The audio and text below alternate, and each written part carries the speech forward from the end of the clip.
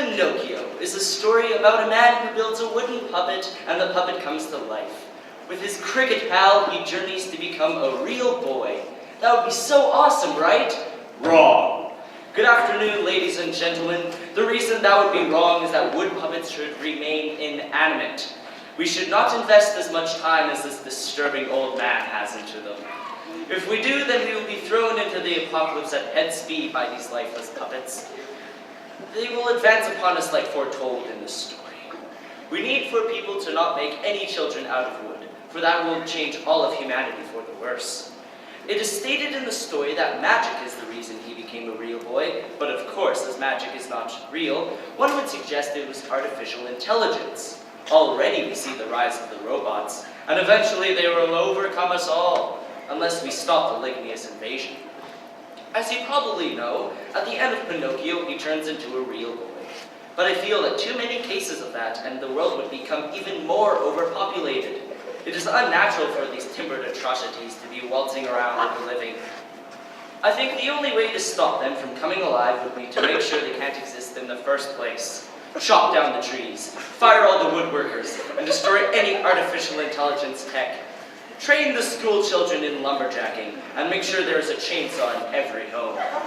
Sell termites in all major retail stores with a free bag of Doritos. Also, we need to create more pesticides killing off these tiny bug horrors.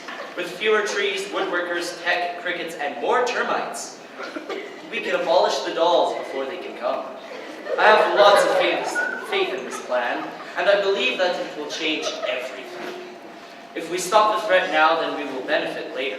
It's a lot like getting vaccines, but instead of disease and needles, it is dummies and chainsaws. I can hear you already, but Jasper, trees help people, and therefore so would puppets made of trees.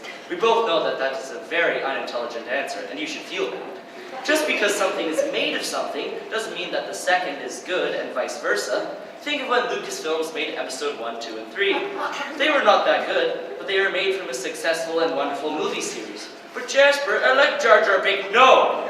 Close your eyes, please, and envision a world covered with artificial people. I fear that if we let them come, they will take us all over and they will start building more of each other. The general public will most likely be in favor of these monsters until it is too late. They will build up their empire, then attack.